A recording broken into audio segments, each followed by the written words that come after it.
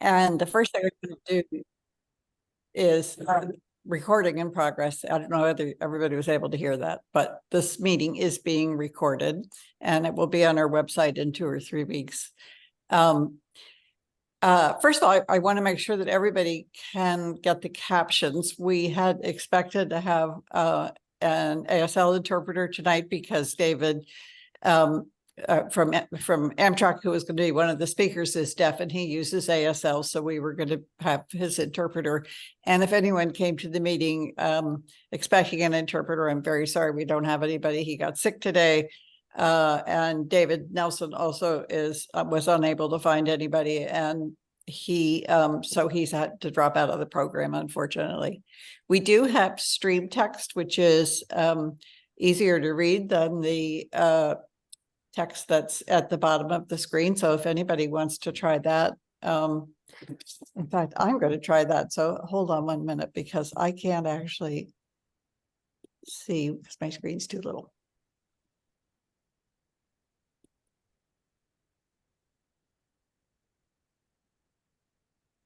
Well, okay. Now I can't do that.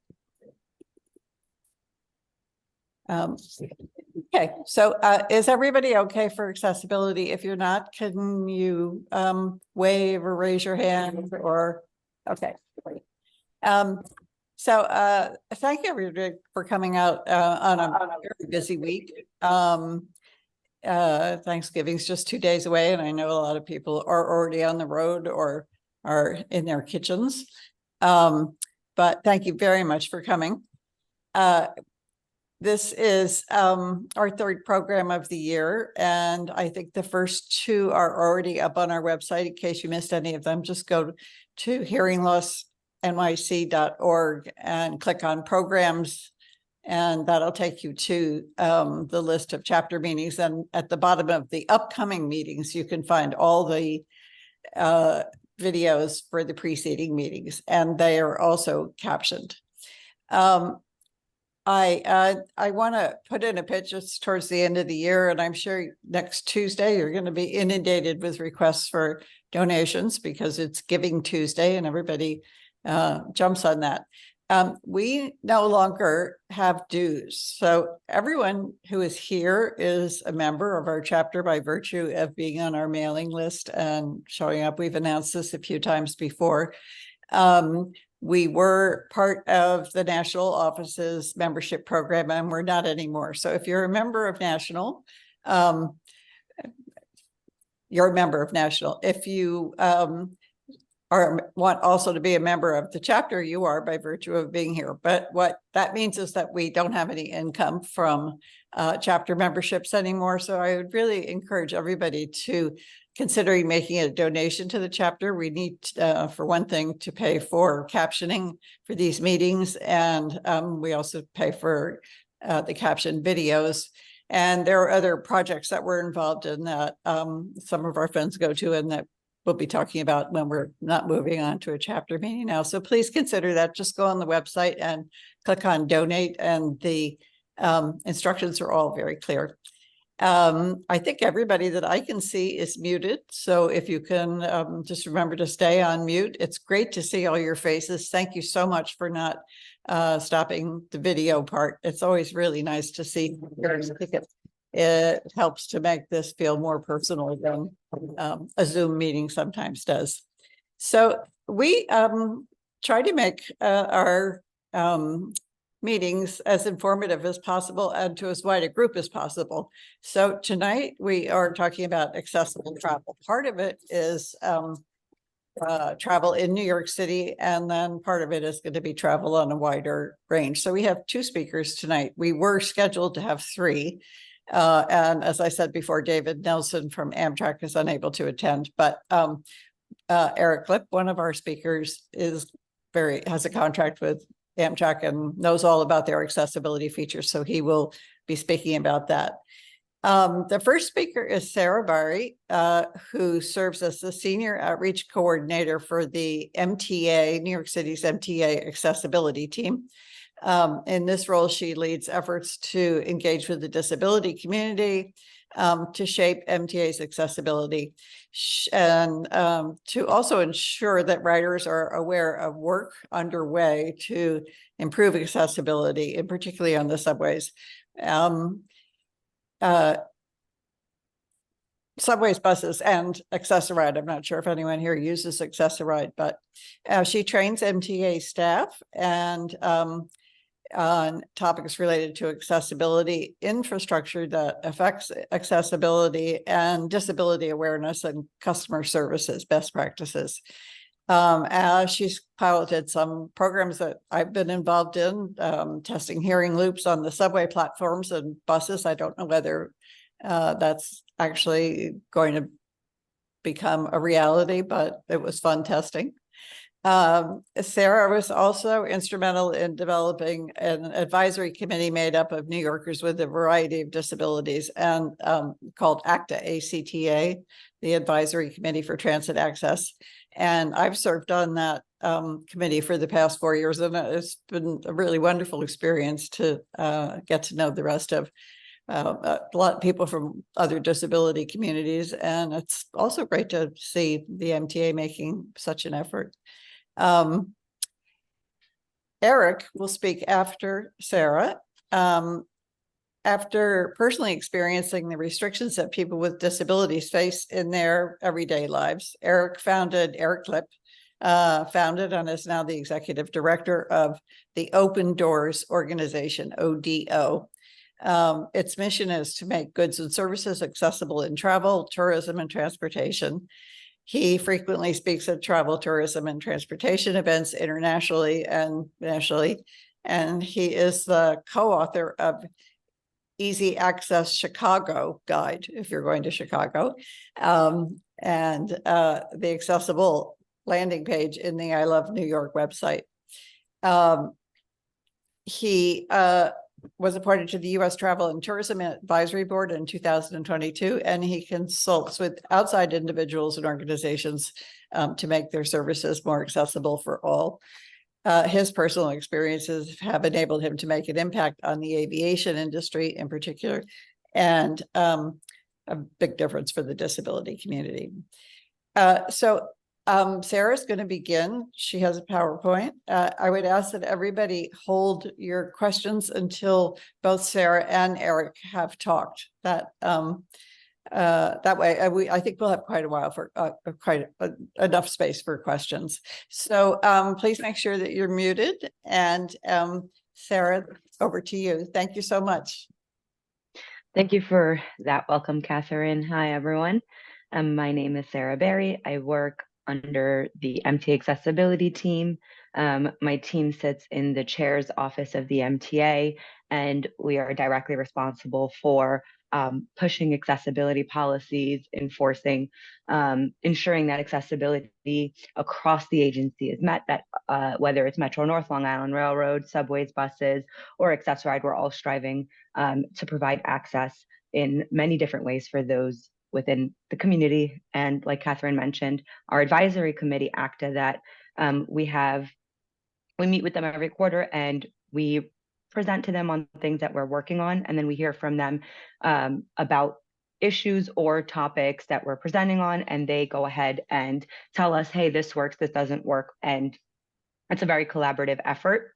In terms of the committee, we have a few open spots available, and we are asking for folks to please send in your applications. You can submit a resume and a newsletter and a cover letter to us, and then we'll go ahead and proceed with interviews. We have about 3 open spots, and Catherine serves on that committee, and as she said, it really helps us push through a lot of initiatives that we're working on. And so today specifically, I will be sharing and discussing information about hearing access at the MTA. And I'm just going to go ahead and share my screen. And if I'm talking too fast, please let me know.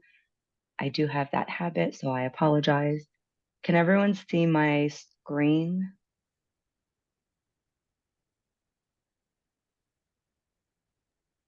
It looks fine. It looks fine. Okay, sorry. Thank you. Okay, so I'm going to be discussing hearing access at the MTA. So today at the MTA, we are working to find a new and comprehensive solutions for riders of all abilities. We understand that it's not a one-size-fits-all solution, right? Disability is not a one-size-fits-all, and disability is a wide spectrum across the board. And so that's one area that we're continuing to look and finding ways to work on are specifically for service information for people, to get information in more accessible ways. And for those who are deaf or hard of hearing, right, that means that we need to be able to provide information in text or in an accessible format in real time.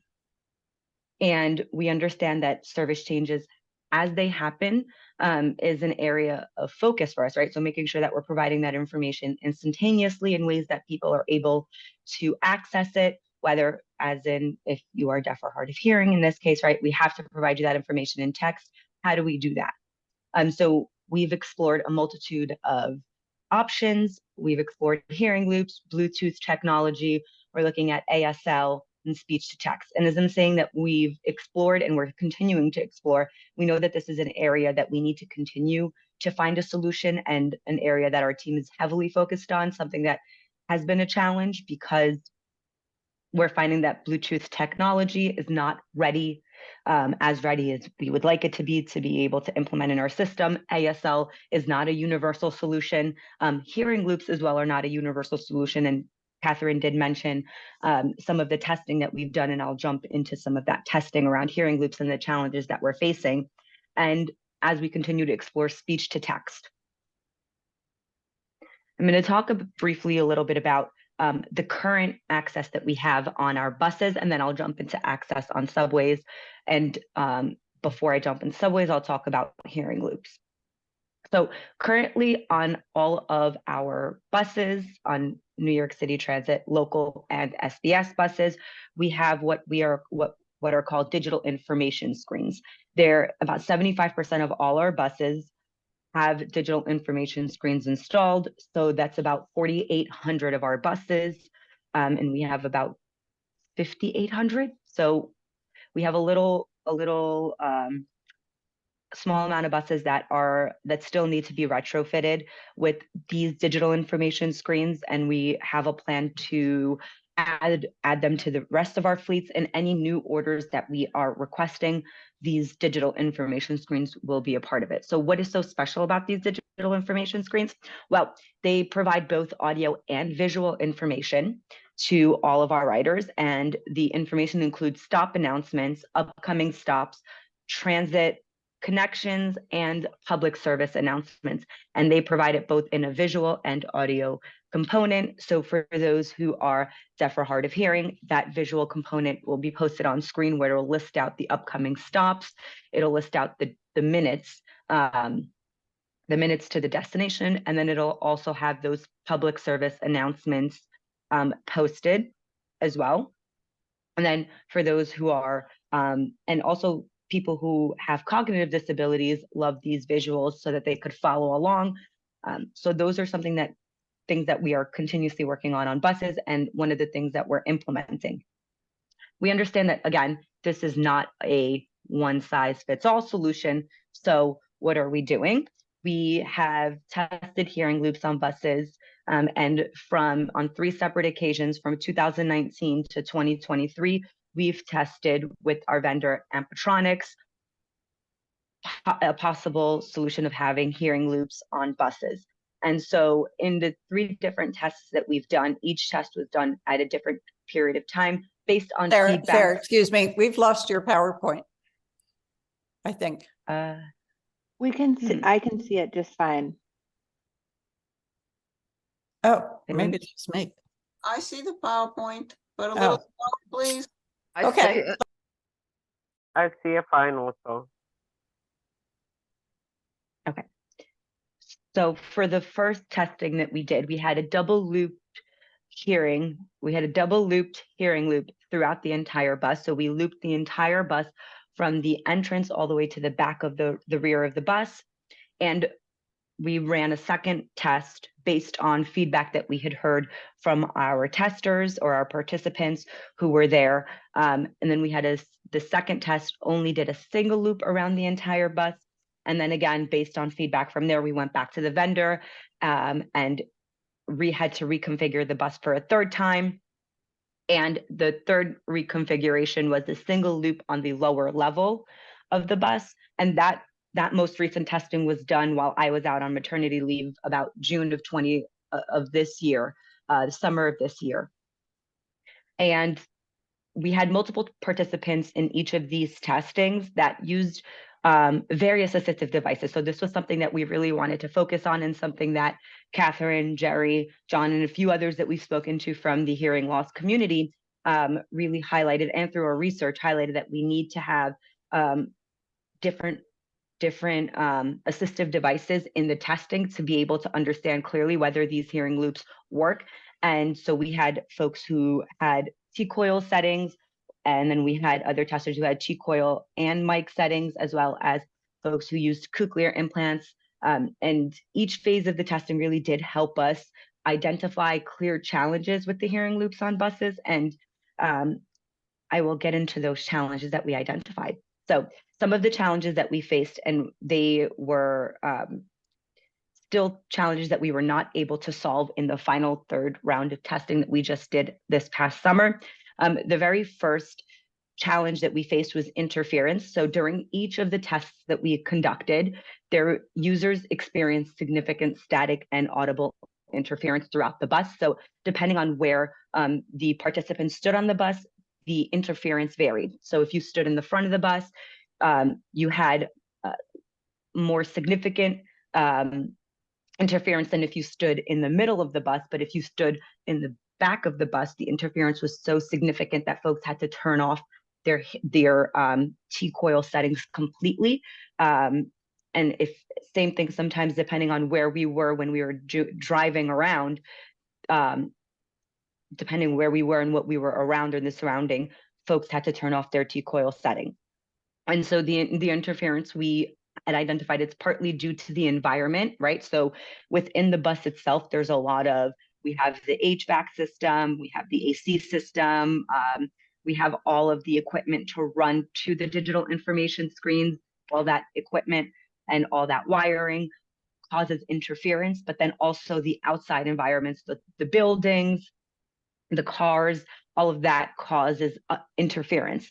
And because of that interference, it enabled the announcement clarity. So we were not able to get very clear announcements. So users had challenges with the clarity, both manual and automated. So we had automated announcements on those digital information screens that read out the stops, but we also had our operator that was driving the bus around make manual announcements. And again, depending on where the customer stood on the bus, the clarity of those announcements really did vary significantly.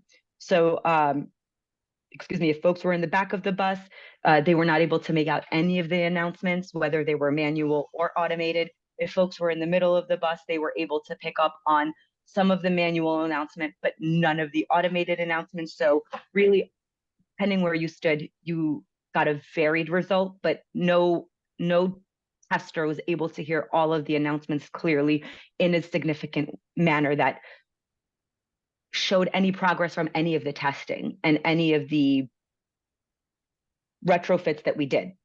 And the final issue that we identified, and the challenge that we still faced and are not able to identify a solution for, was customer utility. So there was no indication for customers to be able to turn on that T-coil setting when an announcement was made.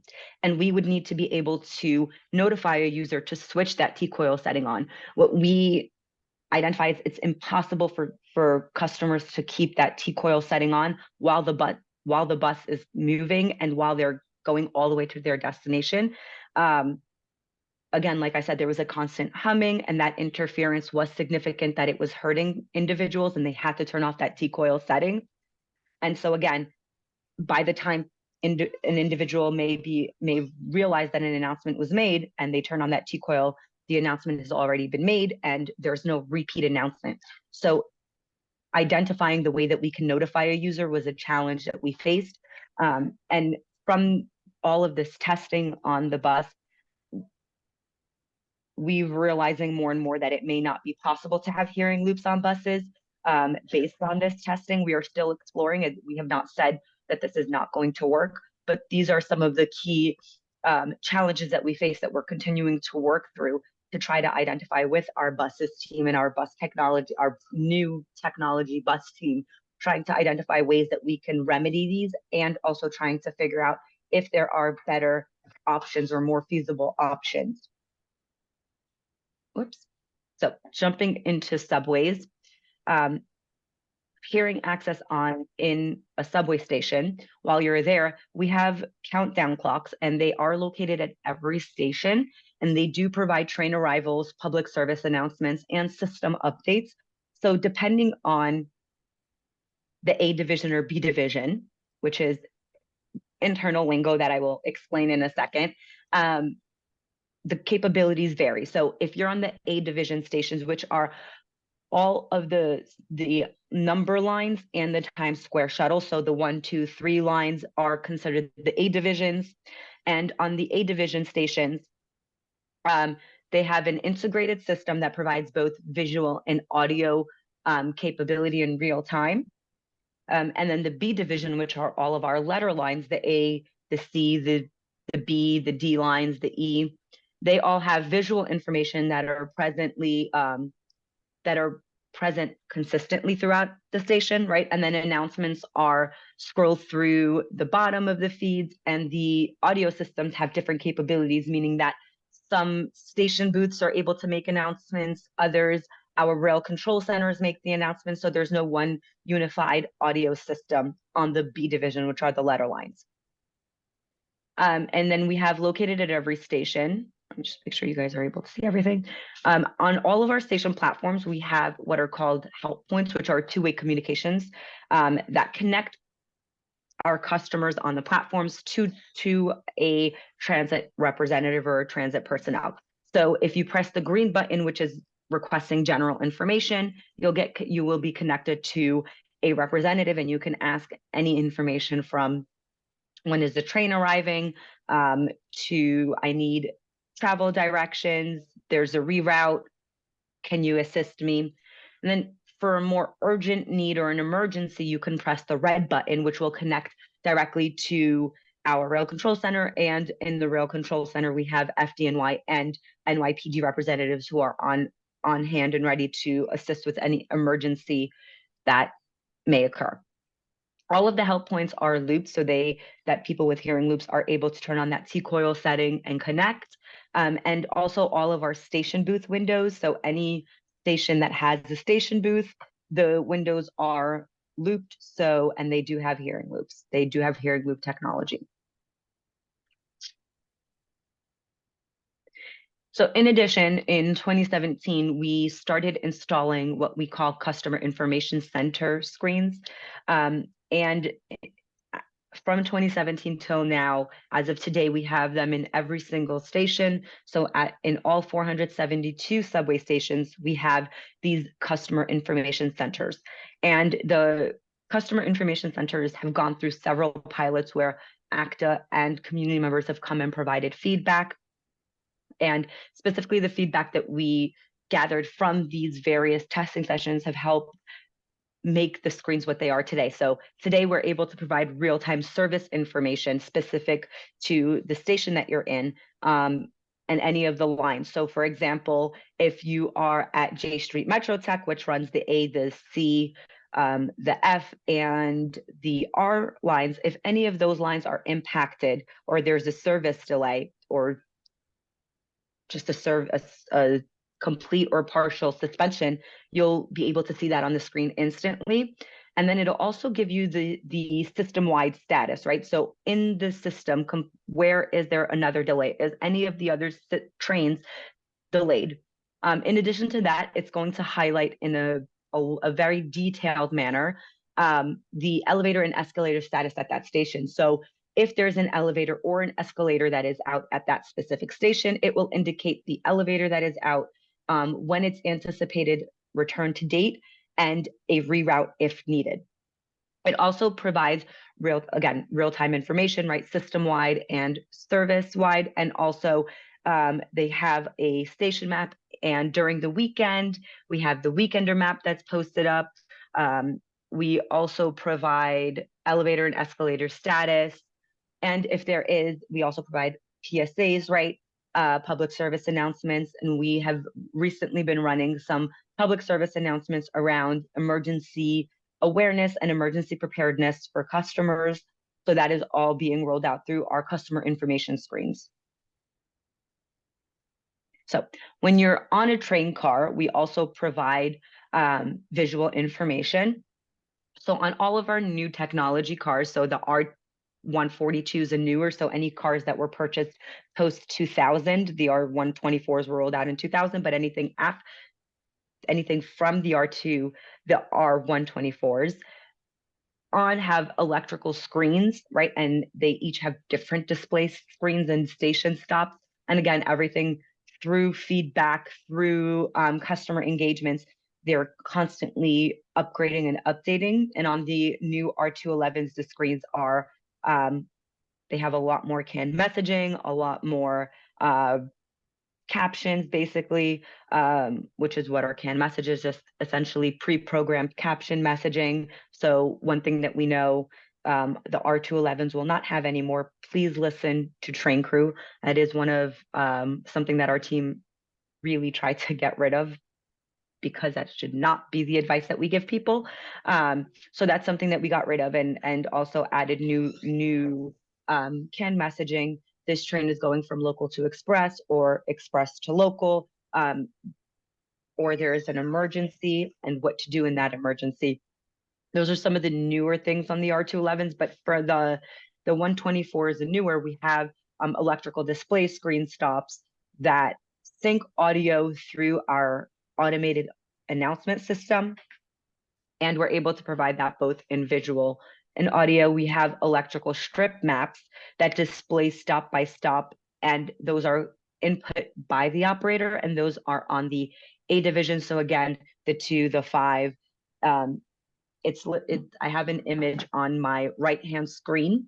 The top image is of a strip LED that indicates, like a countdown clock that indicates where the train is going, and it also gives you the time and the train and the direction that the train is going. And directly under that, we have an electrical strip map that is run on the 2-5 line, which indicates the route that the train is going. And then directly under that, we have what is called a fine screen, which is a flexible information display.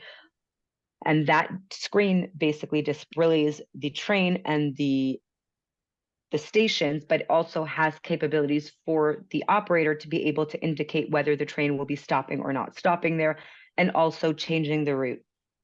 And those are mostly on the B division. So again, the letter lines, the A, the Q, the B, the G.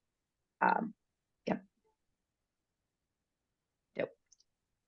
Now we know that all of these capabilities are good, but they don't encompass everything that needs to be captured for people who need hearing access. And so we did conduct a hearing loop test on a subway platform at Bowling Green in 2020. And so we identified a portion of the station, and we identified the accessible boarding area, which is the middle of the platform where the conductor lines up in the middle of the platform. And we looped the ground so that we had loop technology on the ground. And we had a goal of amplifying train arrival announcements, the RCC, which is our Rail Control Center generated announcements, and our station booth announcements. So if you recall, before I was explaining announcements that can come from our Rail Control Center or our station booths, Bowling Green is one of those stations that has the dual capability of receiving the Rail Control Center announcements and station booth announcements. And so we worked with Northeast hearing specialists, who used, and we used Contita as a vendor. And what we found was that it was not a successful implementation for the hearing loop on in any station. So we looked at Amtrak, we looked at BART, were just examples of some of the systems that we looked at. None of them were able to successfully test and implement hearing loops in their system. There was a lot of electromagnetic interference that we identified, that BART and Amtrak had identified as well via third rail. There's also a lot of elevator escalator equipment. There's also the announcement equipment itself caused interference as well. So overall, we found that there was a lot of interference in the environment to make hearing loops work in the station capacity, given that looping that large section, which was a very small portion of the platform, but still large enough that it caused significant interference. And similar to testing on buses, we had users who used a variety of assistive technology or devices. So we had 5 testers participate in the first testing, and 2 of them were able to hear the announcements and train arrival information, but the other 3 were not able to. So the T-Coil Plus mic was able to pick up on the announcements, but those folks who used cochlear implant or just the T-Coil setting were not able to make out announcements. And there was, again, significant interference in background noise. They had to turn off their T-Coil setting, and one person was actually not able to participate or continue participating in the testing because of the significant interference and the effects that it was having and the pain that it was causing her. So again, there was also some concerns about how folks would identify the hearing, the loop, and also how to tune into the announcements, similar to on buses. How do you know when to turn on your T-Coil setting so that you know that an announcement is being made? So I'm going to discuss emergency planning really quickly. So this is something that we've heard a lot about, and actually our advisory committee also raised this to us. It was raised several times at board, and through various advocacy meetings that we've gone to, we hear a lot, what do I do in an event of an emergency and how do I prepare? So the MTA, based on that, we've created a incident and emergency preparedness webpage to inform our customers, right? How do you best respond in an event of an emergency or an incident? And so some of the key points that we cover really is just general safety, right? Connecting with us, what to do in an emergency, what to do in an evacuation, because those are 2 very, very different things. In an emergency, we want folks to follow certain instructions, but in an evacuation, there's another set of rules that folks should follow. And how do we prepare customers for that, right? And it's by informing them and making them aware. And we also discuss some of the safety features on the subways, buses, railroads, and Accessoride. I am going to share the page with you really quickly, just show you guys what it looks like. Can everyone see my screen? And I'm sorry, I'm not able to see you guys, so if someone can just unmute. Yes, we can. Thank you. So the number one thing that we share is basically ways to contact us. So I know that someone mentioned in the chat about texting. So we do have texting. You can text New York City Transit or Metro North on WhatsApp, and you can call us, or you can call us at 511. So these are some of the ways that you can connect with us. We also have in-station ways that you can contact us, but then we also go into general tips, right? Avoid running. Here are some of the features that we have. What do you do in an emergency, right? Stop, follow instructions, find help, wait for information. It's really important that you guys follow train crew instruction, and I will jump into some of the training. I know Catherine had some questions about that, so I'm going to jump into that around emergency. So what do you do in an emergency evacuation? What does that mean? And how do customers with disabilities best prepare themselves for an emergency? We also talk about some of the features that we have on subways, on buses, on the rail, and on Accessoride as well. And then what can you expect from our staff? And then some more resources here that we want folks to familiarize themselves with. And I know Catherine had a question regarding how do we train our customers, how do we train our operators on what to do in an emergency? And so I actually was just telling her that last week I was at a Metro North video shoot for training for conductors. And then Friday, I went out to view the Long Island Railroad training for conductors as well for assistance. I have overhauled all of the training for the Department of Buses for specifically for accessibility and disability, where we created the training for the Department of Buses station agents, their training for disability and accessibility. And we are going to work with every department now. So Long Island Railroad, Metro North, Access-a-Ride, Department of Subways, Department of Buses, and we're going to be overhauling all of those trainings to ensure that every accessibility and disability training is a uniform, but also shares the same information, but also shares information that's relevant to the people that we are training. So whether we're training conductors, we have a training specific for conductors. If we're training customer service agents, we have a training that's specific to customer service agents.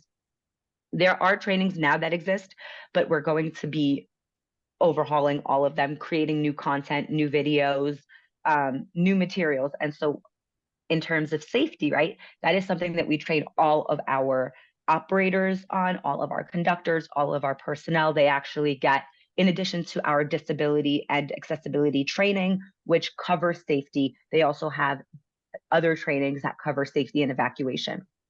In terms for us, for training for evacuation, what we train our conductors is to specifically, they have to go around every train car, and they're not to assume, but they do understand to assist. So if someone comes up to them and lets them know that they are deaf or hard of hearing, our conductors are instructed and provided with pen and paper to be able to communicate with customers any information.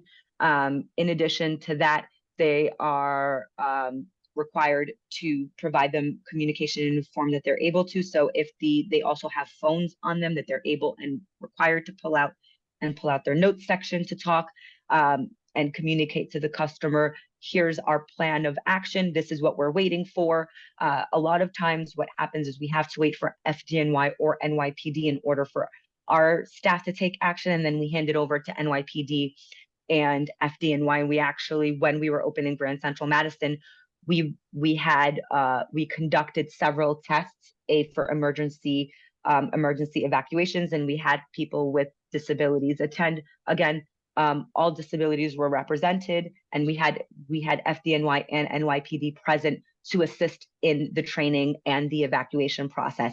So these are some of the things that we do to help train our staff to be able to be prepared. So they also have drills that they run every year around safety evacuations and just emergency management and emergency preparedness. Sarah, I think we need to move on to Eric. I know I asked you to have this information, but thank you. No worries. And I think that was all. I think my last slide is just about connecting, but my screen froze. Okay. Do I have one more minute to just share about just how folks can stay connected? So I'm just going to put on really quickly on the screen. Here's some ways that you can stay connected with our team. We, again, call for members. Our advisory committee has a few vacant spots. So if you're interested in applying, the link is in the presentation that will be shared later. Our team also puts out a newsletter every few weeks that shares information that is relevant to accessibility across all of the MTA. And there is a link here for you to be able to subscribe to that newsletter. Also, MTA website that you can get everything and anything in terms of pilots that our team is running, testing, any information that relates to accessibility at the MTA, you can find it there. And then you can connect with our team and reach out to us directly at accessibility@mtahq.org. Thank you. And that's it. Thank you. David, over to you. Oh, not David, I'm sorry, Eric. All right. Hi, everybody. Super nice to be here with all of you folks from New York. I'm in Chicago, so a little bit further away, but I think we're all both feeling the chill of winter coming around, right? So I'm going to share my screen here. And there we go. All right. So, well, that's some great stuff that you guys have going on in New York. I'll say this, that MTA is doing some incredible things. I know it sounds a little bit confusing at times, but there's so much action going into accessibility that I think in a couple of years, you're going to have some really robust accessibility features. And I think all the signage and the wayfinding and everything that Sarah was talking about, you should know a lot of cities don't have that and don't have the ability to reach out, and they don't have groups such as Sarah's that work only on accessibility for things like the MTA. We really don't even have anything similar to that here in Chicago. Our transit system doesn't have like an accessibility group really at all. So I think it's fantastic what you're doing. I'm hoping that we could bring some of that back here. I'm going to talk about travel in general. I'm going to try and speak slow because I'm going to follow the captioning too, but it seems like they did really well with Sarah. So I'm thinking they're going to have no trouble with me. I want to start by just explaining Open Doors and what we do. We're a nonprofit based in Chicago. We actually have an office in New York and have for about 18 years. Her name is Laurel Van Horn, and she's been working in accessible travel and tourism. I don't want to say since when because she'd get mad at me, but for a very long time. Some of you may have heard her name. And Laurel has been with, before Open Doors, she was with the Society for Accessible Hospitality and Travel. Travel and Hospitality, SAP is what they went by, and some of you may recognize that name. So our mission is to make goods and services accessible to people with disabilities in travel, tourism, and transportation. And we do that by a number of things. Today, I'm going to concentrate really on, what we do for hearing loss, for people who are deaf or hard of hearing. It's included in everything that we do. A lot of what we do at Open Doors is we work in aviation. So we represent about 60, 65 carriers globally, and we do all of their training for the U.S. Air Carrier Access Act. And we do include in all of our training, not just what goes on in the Air Carrier Access Act, but we include sections on different types of disabilities. And of course, there's an entire section on deaf and hard of hearing. And we try to explain, how that interacts within people's travels, how people plan their travel, and what you can do as an airline or an airport to create more access. So I'll go through some numbers here. You can have access to this. So I put a bunch of numbers here, but I won't read through them because you'll probably want to hear about, I'm going to go through like every industry for you. So we'll start at airports. At airports right now, I can tell you what I'm seeing is a new thing that you're going to like, where the overhead announcements, even if they're in a crowded area by a gate, your phone, I'm seeing apps, one's called Deepgram, that are picking up the announcements in voice to text. So I also think that with new technology, the PA systems at the gate area will move into the airport's app. Right now, it's convoluted because of who owns the PA system. But eventually, I think that every announcement at airports will come into your phone. You'll have that ability. Now, right now in Minneapolis, St. Paul, they have all the overhead announcements. They show up on the web. I think you'll start seeing that. The New York airports, they don't have anything right now, but they all have what's called visual paging. So I know at each airport it's presented differently, but it's all basically the same, which is they're taking the announcements that are overhead and they put them on these screens that either are always on what's called the visual paging screen, which will show any overhead announcement, or one of the monitors every 16 seconds or so, it flips from showing an airplane schedule to a visual paging.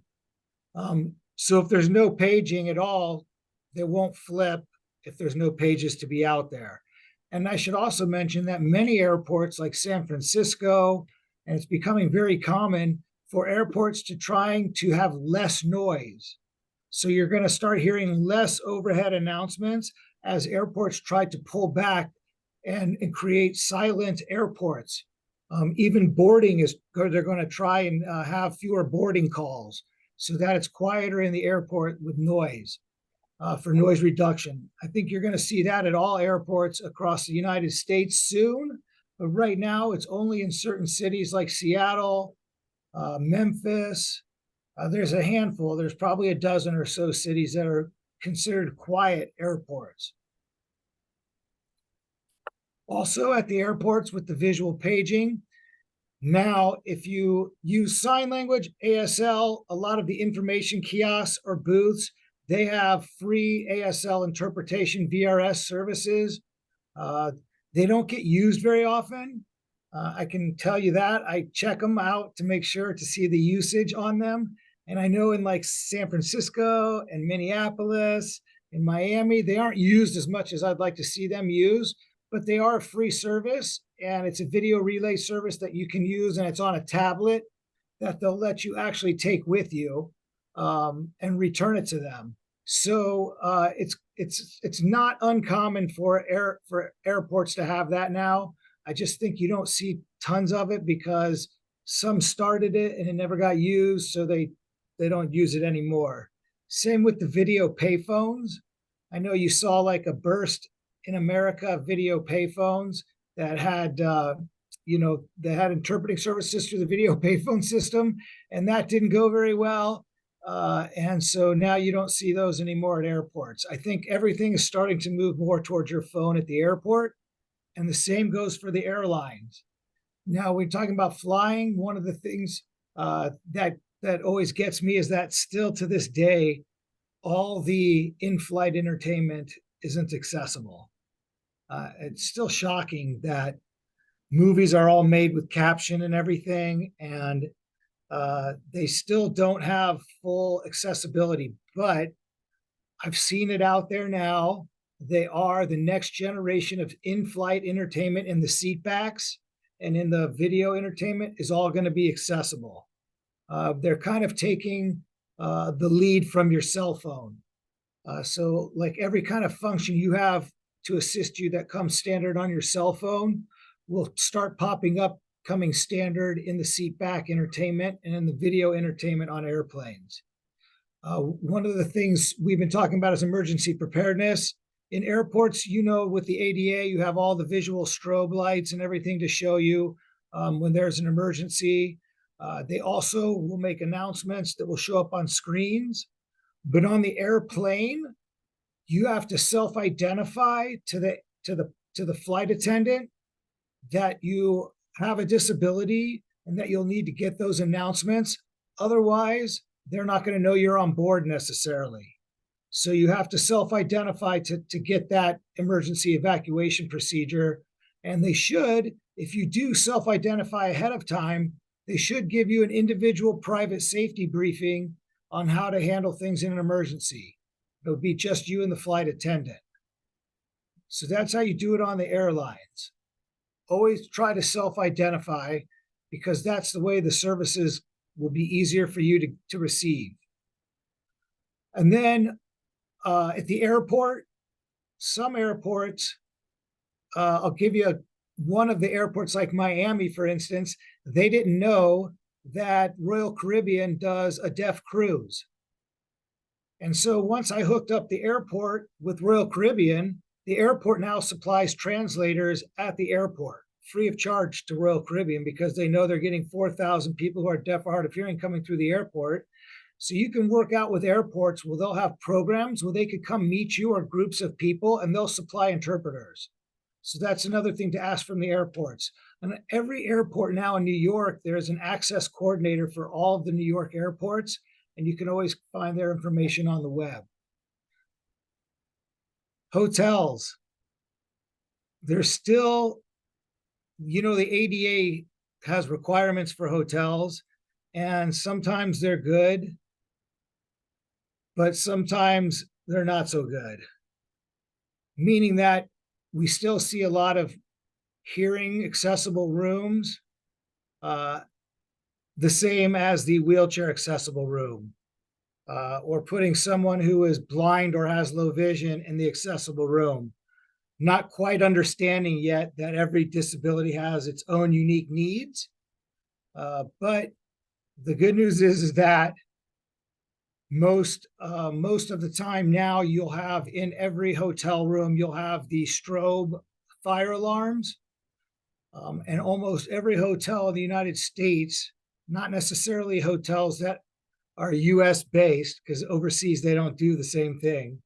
But in the United States, most of them have hearing kits with special devices. I'm sure you know about the door knocks, and some have vibrating alarm clocks, and those vary from hotel to hotel. The only way to know if they have them is not on the web.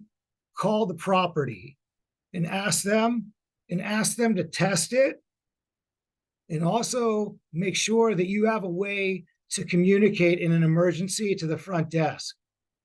So before you get there, they have something set up where you can either text the general manager or they know your texting number. So you have some way, if power goes out or something like that, to get a hold of the general manager or the manager on duty.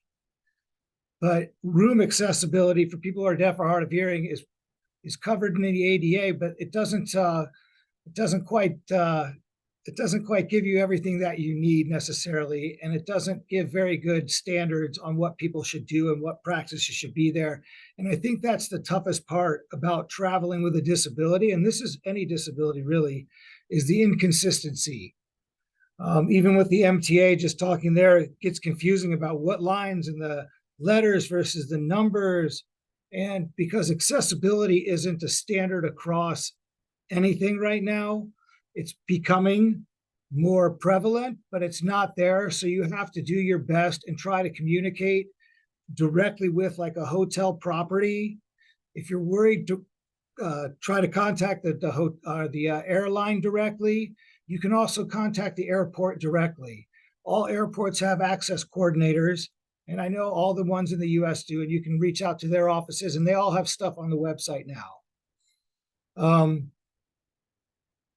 Trains. I'll talk about Amtrak. So we do all of the training for Amtrak, the frontline training at Open Doors. We've been doing it for a long time. We have trainers with disabilities all over the United States who do training with us, and most of them have disabilities. So one of the things that Amtrak you should know is that, again, that it's inconsistent from station to station, city to city, and train to train. I know that in Europe, all of the trains are looped, but for some reason, we're having a hard time doing it in the United States. In London, for instance, all of London Heathrow, the entire airport is looped, but we can't seem to get that done here in the United States. And I know loops don't work for everybody, but they do work for some people, and there's no reason that we shouldn't have them everywhere because they're pretty simple and straightforward, and I've seen them work everywhere. So I think they can work on trains, they work on buses.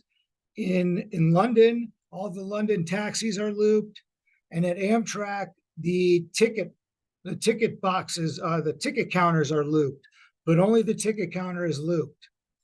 And you'll only find sign language in the screens in the ticket area on how to buy your ticket. There will be, if you stand there, it comes up in a rotation. It's actually David Nelson signing how to go buy your ticket at Amtrak.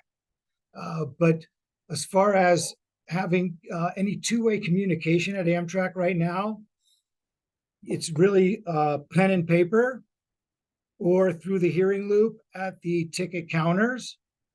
And then again, on board Amtrak, if you self-identify the conductor, we train the conductors to then relay all the announcements directly to you before they announce it to everybody else on the train, so that they're not bombarded with questions afterward. So if you identify, we would like for them to come directly to you, tell you the announcements. But that's, I think, the only service they're going to do for you on Amtrak as well. There's really no in the seat entertainment systems, or there's no app entertainment systems, and there's very little. One of the tough things is there's very little Wi-Fi throughout the train. So if you rely on Wi-Fi for translation and stuff, you got to be really careful on the trains, because when you get to certain areas, there are dead spots where you won't have any Wi-Fi. You can get power everywhere, but you can't always hook up to Wi-Fi. All right, I think we're at a point. I'm going to go back to my slides just for a second so you can see them. We just show for something we did with Harris Polling is how much people with disabilities spend, and this is what gets in the newspapers. And just so you know, of these figures in our study, 32% of the respondents were either deaf or hard of hearing. So we had a pretty large respondents of deaf and hard of hearing. So these numbers, 32% of everything you're seeing would represent deaf and hard of hearing.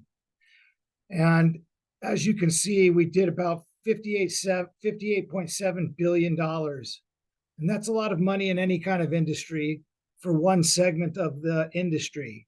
This shows from 2002, when we did our first Harris poll, up until 2020, we've been doing the same questions. So you can see that it's increased. But the truth is people with disabilities, we've been traveling consistently, whether the economy's good or bad, whether there is COVID or not COVID, nothing seems to stop us. We still aren't traveling in droves, but those of us that are traveling will not be stopped.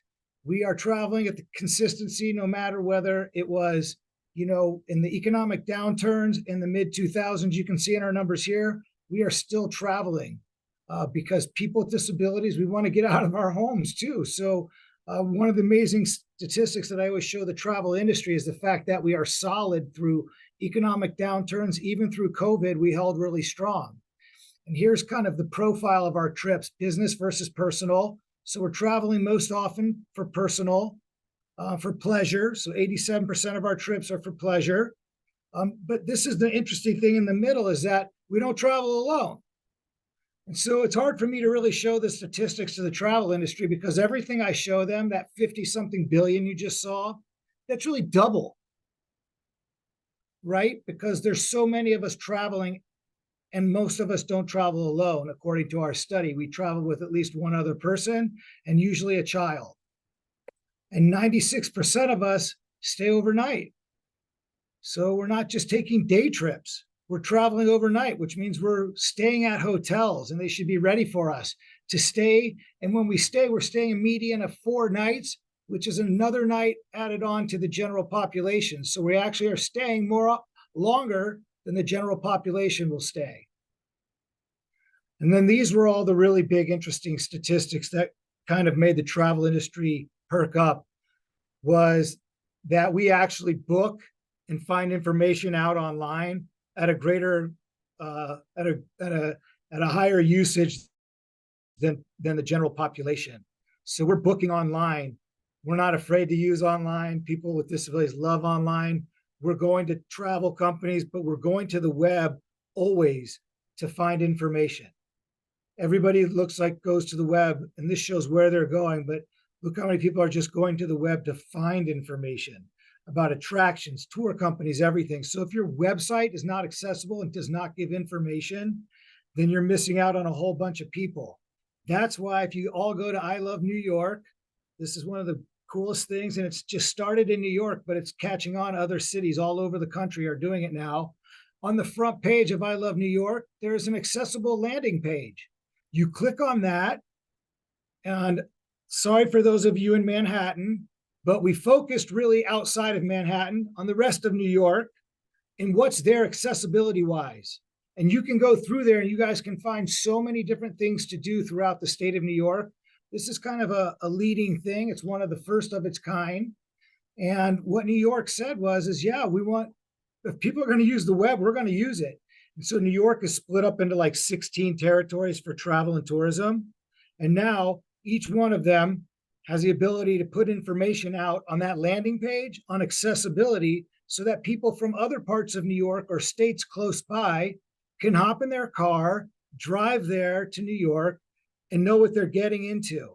So there's some access information I still recommend calling, but I Love New York is one of the first states to do that, but it's popping up all over the place now, like in Arizona, Phoenix is doing it, Branson, Tempe, a whole bunch of places are doing it because it's a great idea. And it's great to see New York lead the way, and it's been super popular. It gets a lot of hits, and there's so many places that keep their information up to date from New York.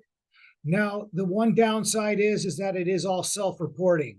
So we're not having people with disabilities go out there and do it.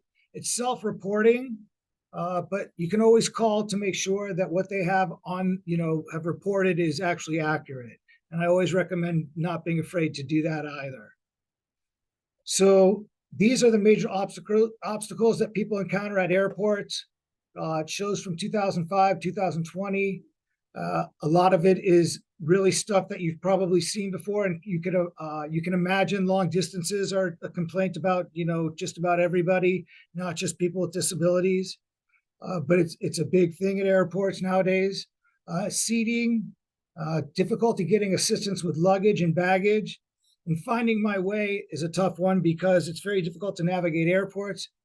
As you know, I'll tell you one of the other cool things I'm seeing is like with Good Maps. Some of you may have heard of Good Maps, and I know that they're testing them in New York.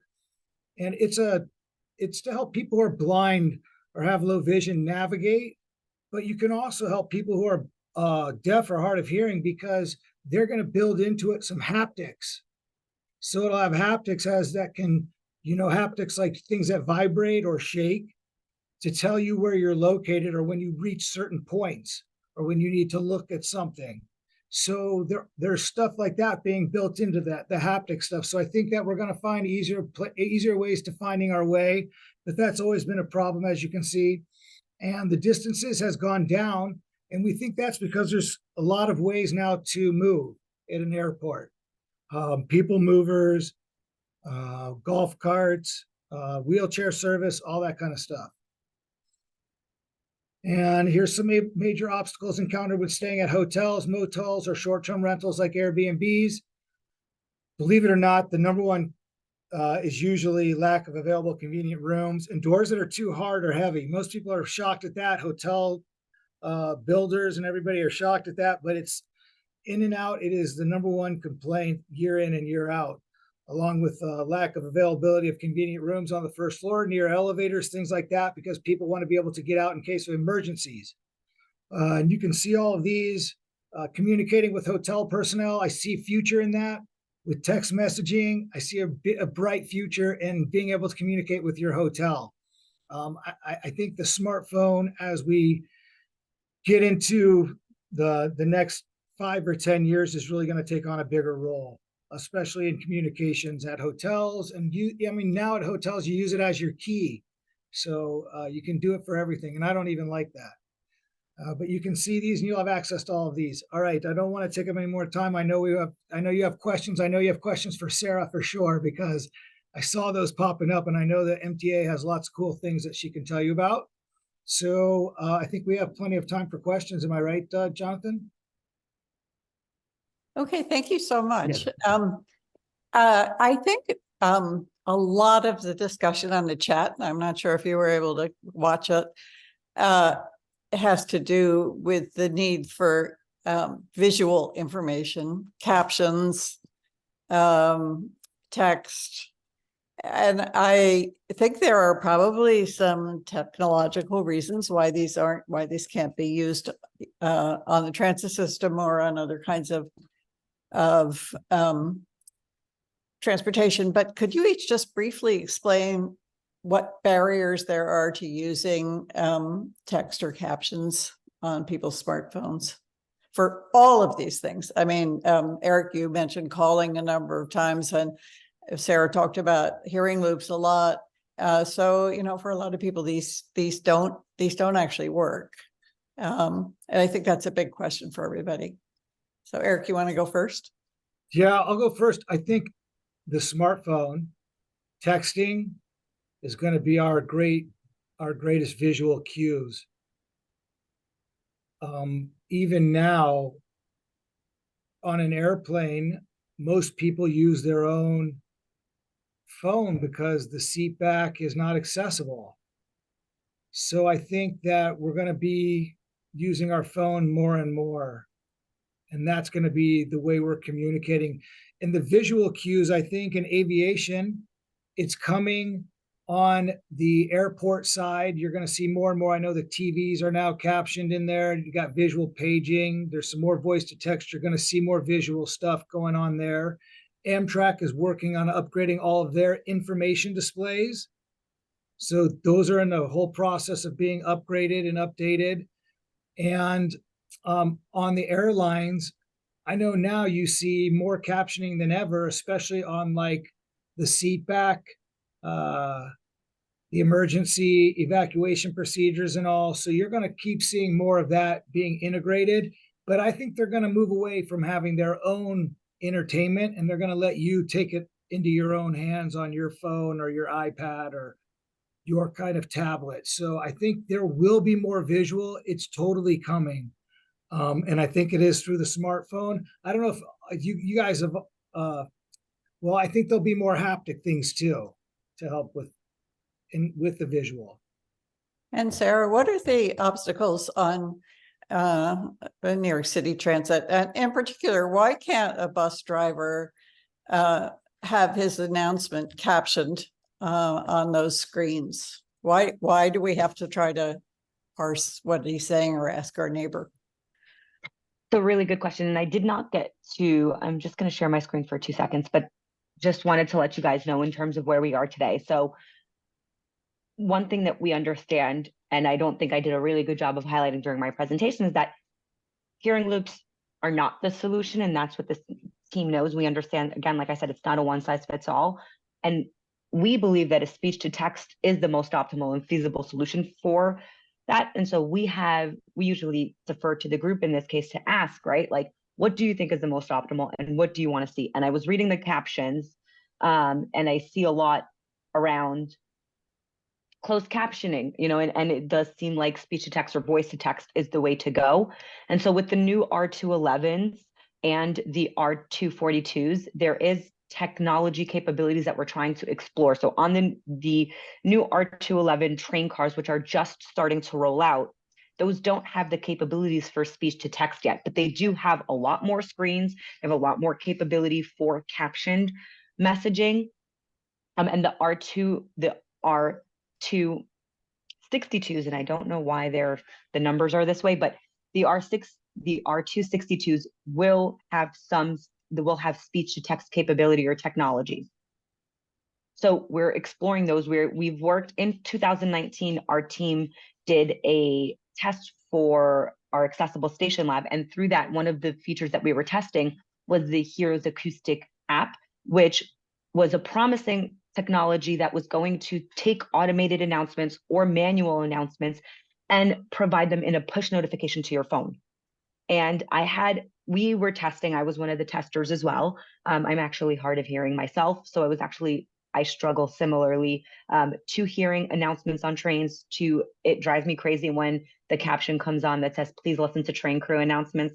My boss will tell you I nag them all the time about it. It is the most frustrating thing that someone can deal with, is when your train is going from local to express or stuck and you don't know what's going on and you can't make out those announcements. It is frustrating because, like Catherine said, you rely on other people, you're looking around and you're like, what do I do?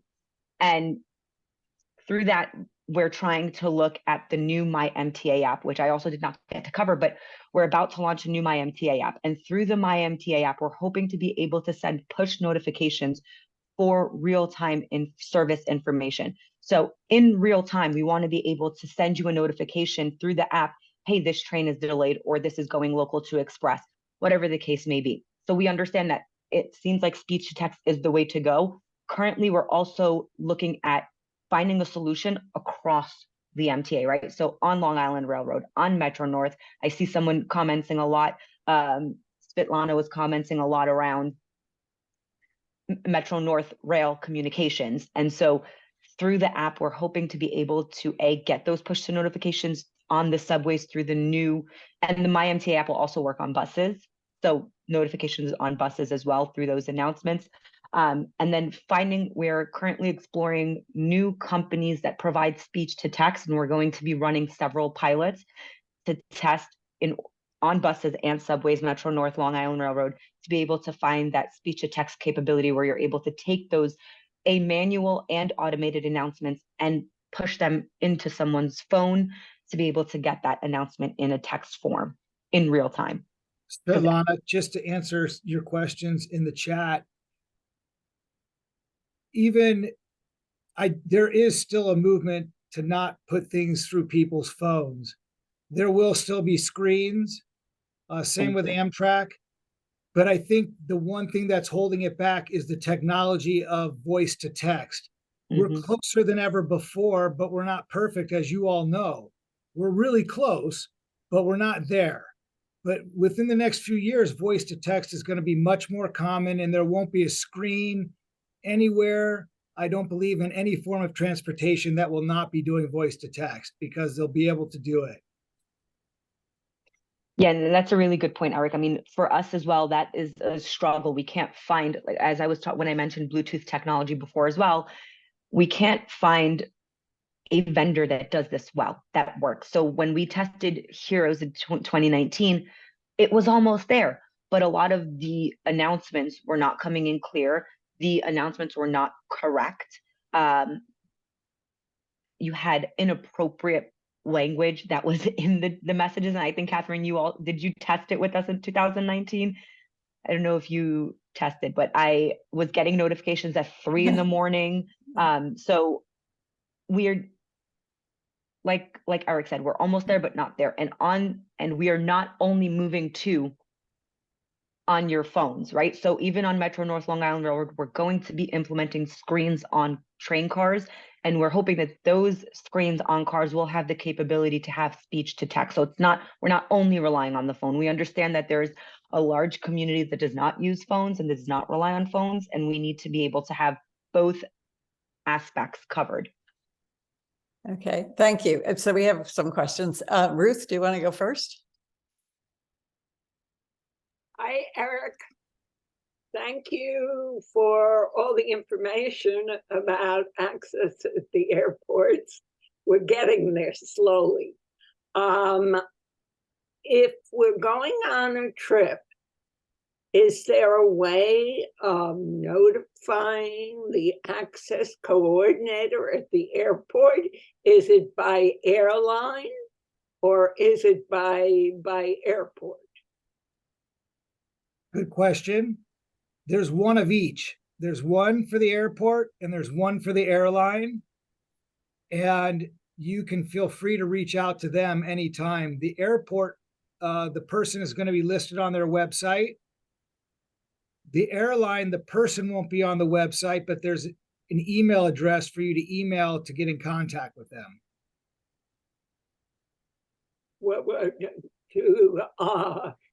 At the airline, you ask for the access coordinator? Yeah, it's more right. It's more of an access desk, because the airlines have, they have departments of people that do it. Whereas the airport, it's like 2 or 3 people, but the airline, you wouldn't get to one person. So it's usually via email. And then if they need to reach out to you, they will. But the best way to get to them is through all of them on their websites. They have to be able to have a place for you to email them. Should we put the information on our tickets that we have a disability? If you want to receive services, you have to self-identify, yes. Okay, thank you. And keep working. You're doing a good job. Thank you. Thank you, Al Chen.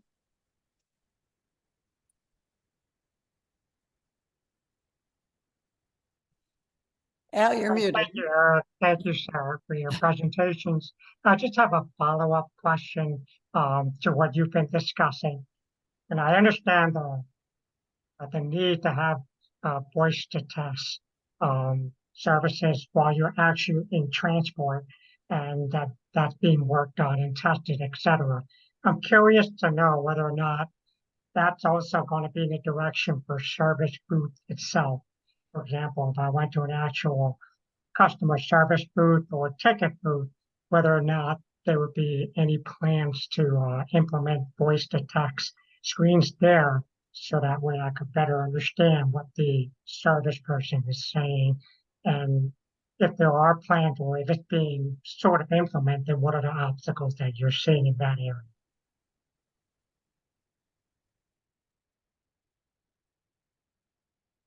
Thanks. So I was just taking notes. Oh, you want to start, Eric, or I can? Al, were you talking about communicating with the people at the airport?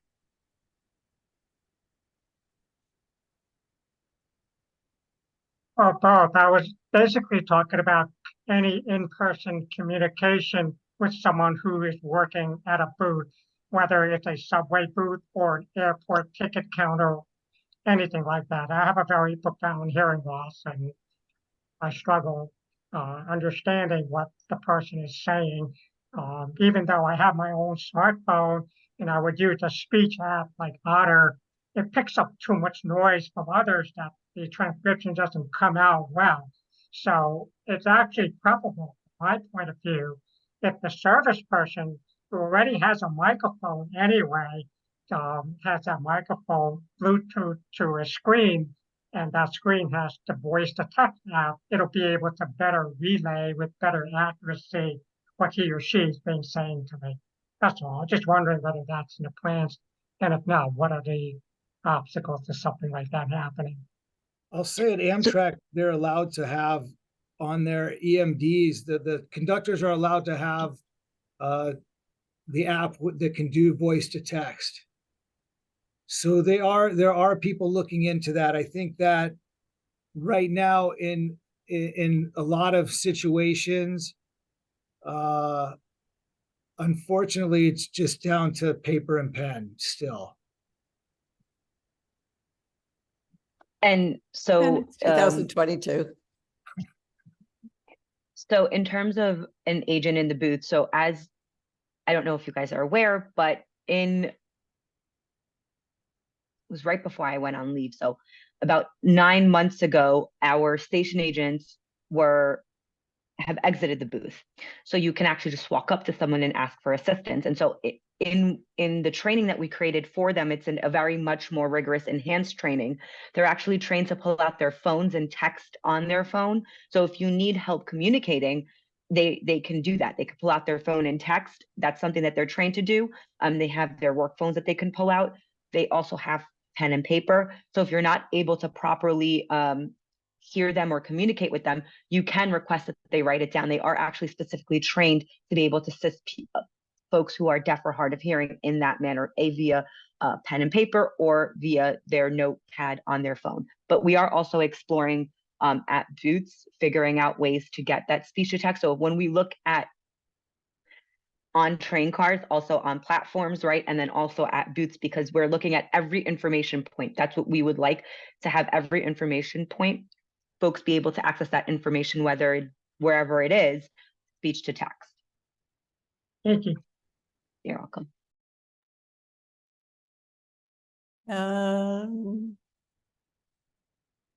Well, I'm going to ask another question if nobody else has them. So I see, sorry, I didn't mean, I see a few questions Oh, in I the see chat. Miriam Fisher. Yeah. Miriam Fisher. Yeah, go ahead. And you're muted. Hear me now? Am I Yes. audible? And this is the same thing that I've been asking at the MTA hearings for months and months. Now that we do have people who are not imprisoned behind the toll booth, can they do help with notifying people when the elevators are out, such as announcements on the platforms? Because not everybody has a cell phone, not everybody looks at it every few minutes, and the cell phones often only work on the platform and not in the cars. Can that new feature be used to help with some of the major concerns now voiced by some of the disability groups about elevator outage and real-time announcements so people don't get stranded? One of them is the staff who might be used to help with announcements on the platforms. And I've also asked about the digital signs, which tell us to the second now when the next train is coming. Can that include information about elevator outages? Absolutely. So earlier in my presentation, I talked about our customer information centers that are located in every station. Those provide, and I'm just going to pull it up on my screen again for those. So you don't need, we understand that not everyone has a phone, not everyone has access to that. But in all of our stations, we have what are called customer information centers, and they provide in real time station-specific elevator and escalator information. So, for example, if you are at J Street Metro Tech and you need to take the R, while you are at the before you pay, right? There's a customer information center there that will indicate if that elevator is out of service. It'll tell you status. All elevators in the station are good. If there's escalators in that station, it will also let you know if it is operated. That's what we're doing. These are also located on the platform level. So when you are on the platform, you know, that train arrival information is also listed on those screens, but as well as outage information. But if you need station specific while you're planning your trip, we have announcements that indicate this is a station, this is an accessible station, this is where the elevator is located, and that was all based on feedback. What we are trying to work on is getting that information in real time to our conductors and personnel so that they can make those announcements. However, again, we can make announcements as much as we want, right? But ensuring that that information is in a text format as well is important. And so those two go hand in hand. And again, we're working on that technology. We're trying to find solutions. And if there are other solutions that you guys know or have heard of, other cities that you think have better solutions, let us know. We have a monthly call with about over 30 different cities across the United States, Canada, and some international cities as well join our call when they're able to. There's a time difference. And we share and discuss all issues related to accessibility in our station. And I know that this has been an issue that we've discussed a great deal with the other cities. And it seems like we are all kind of looking for new technologies and new ways to be able to share information, whether it be elevator outages, train announcements, any service change. We're trying to figure out how we can get that information to people in reliable ways. Again, whether it's via announcements or text, preferably both. Those are still solutions that we're exploring. Did that answer your question, Miriam? Yeah, I'm sorry. I also did come a little bit late, and I may have missed, some of that information. I live in Chelsea. I have not seen anybody on my last trips, at anybody new or different at, the booths to ask that, who were able to circulate and do that. I do want to say in terms of other stations, Washington, D.C., and I have been using this from one of our elevator action group members who brought this back about the digital signs, including elevator outage. If this is new in New York City, I applaud that because I think that is very helpful. The signs for those, you know, who can benefit visually, I look at them all the time. When is the next train coming? And I see that and I find that very helpful. And I thought that might be, you know, something that New York City could do when I saw that Washington DC was a few steps ahead of us and already doing it. And I've been holding them up at MTA meetings because I got it from Sasha. Absolutely. And actually, WMATA was one of they are part of our monthly call. But also they were one of the cities that we spoke to when we were starting to rolling this out and asking them how they got their information, the technology behind and how their systems connected. So we definitely did communicate with WMATA, and we are always looking for new and innovative ways, right? So it doesn't matter whether another city is doing it. If they're doing it well, let us know. We're happy to connect with them because that's what we believe accessibility is. If it's not just one city doing it, all cities do it together and we'll achieve full accessibility, true accessibility. Thank you. Then I wanted to answer one of the chat questions that I saw Svetlana put in about training. There's a lot in here, sorry. I saw one that was asking both Eric and I around training. So in terms of training, and Svetlana had asked that customer information, wait, I'm sorry. Are you able to unmute Svetlana and clarify your questions? Because there's a lot in here, but I'm not Actually, following. Sarah, we're kind of out of time. Okay. Is it possible for you to give us an email address that where people could email you to for, you know, follow up on these questions? Yes, I just Svetlana did have a lot of questions, and Putting my email. it's right there on the chat, sarah.bahri@nyc.com. And for you, Eric? I'm putting it into the chat right now. Okay. And also we do a roundup of our meetings in our News and Views newsletter, and we'll put your contact information in that too, if that's okay, because I think we also, I think, can put in the general information websites, and so people, because there's a lot of information here.